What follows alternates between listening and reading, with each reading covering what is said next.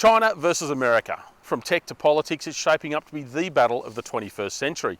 And that battle also extends to the cars that you drive, at least when it comes to Teslas. Now, these cars look almost identical, and they sort of are, except for one key difference: where they come from. You see, when the Model 3 went on sale in Australia in 2019, it was sourced from the original Tesla factory in Fremont, California. But early in 2021, Tesla changed all of that and started sourcing its cars from a new gigafactory in China. So, is that a good thing or a bad thing? Well, we've got the ultimate Tesla showdown to find out.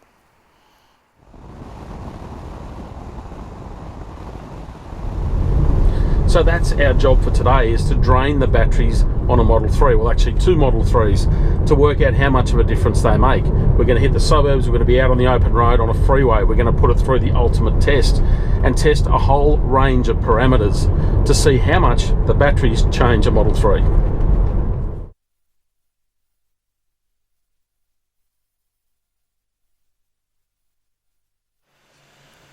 Now, yes, the batteries have changed, but at the same time, Tesla has actually eked out a few more kilometres of range for the new Model 3 versus the previous one.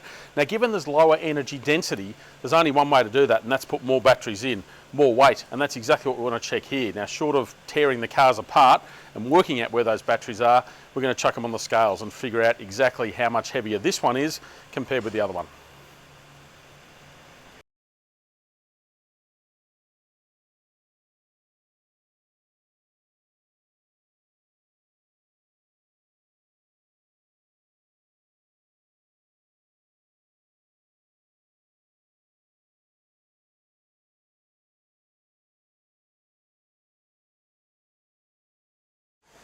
So the results are in. We knew that the Chinese-made Model 3 was going to be slightly heavier. Probably didn't quite expect this. It's 119 kilos more than the American-made car. So a significant weight difference there.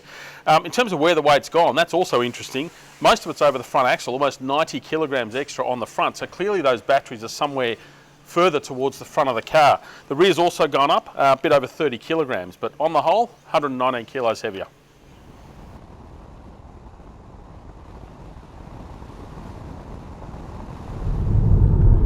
So the China car is heavier, and weight affects performance or acceleration. Now, interestingly, with the acceleration times of the updated model, Tesla didn't change the claim 0 to 100 times, so 5.6 seconds for both cars, even with that weight. So, let's test it.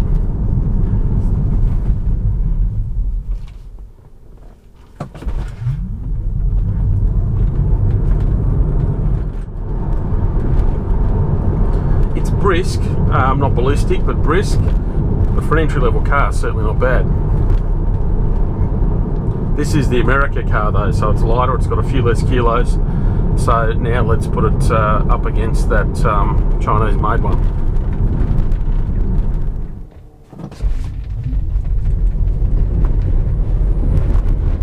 It's maybe a fraction in it off the line, but it certainly feels like it's pulling strongly as it gets going.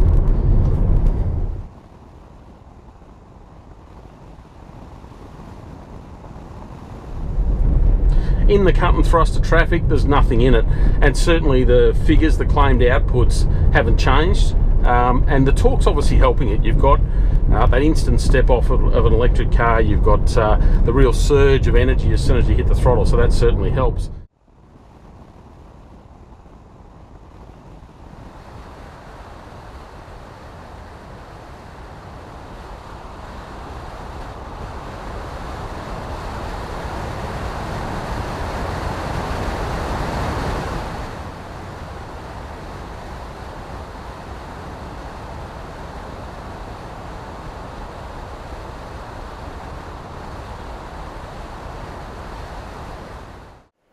So this is the final piece of the puzzle, charging at the end of the day. Both of these cars rolled in with exactly the same state of charge left in the battery, 9%.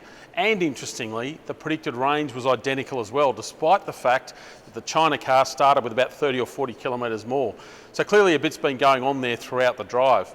Part of that, we think, is down to the preconditioning of the battery, because the China car actually started preconditioning or getting the temperature of the battery right about 30 kilometres before we got to the supercharger, whereas the America car hasn't needed to do that. So now it's a charging race.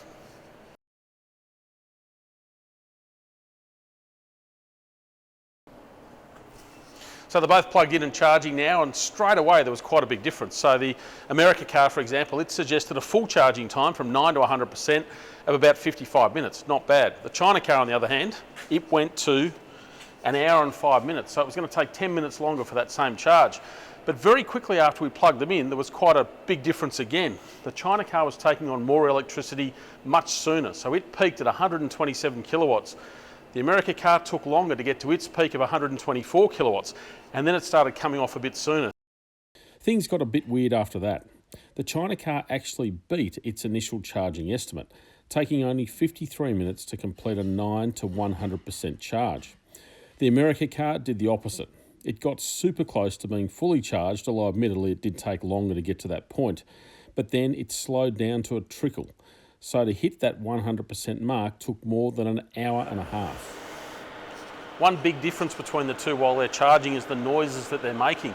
The China car has decided to try and dispel a heap of heat or something. There's a fan running in here.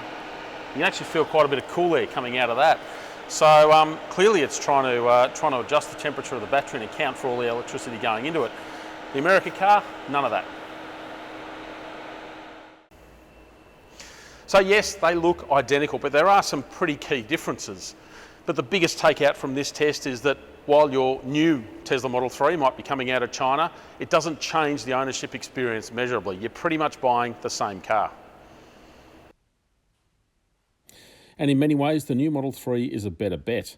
About the same range, very similar performance, and actually better in some circumstances, and faster to charge. About the only negative is efficiency. It uses more electricity because it's heavier.